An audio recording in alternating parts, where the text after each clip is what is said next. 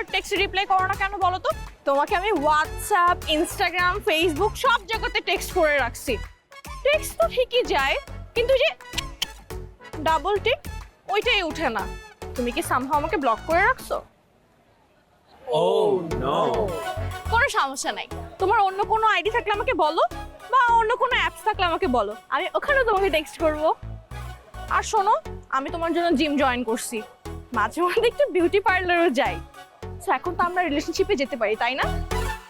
Lisa, once a no is Always no! yes, exactly. তোমার কি somehow ছেলে পছন্দ?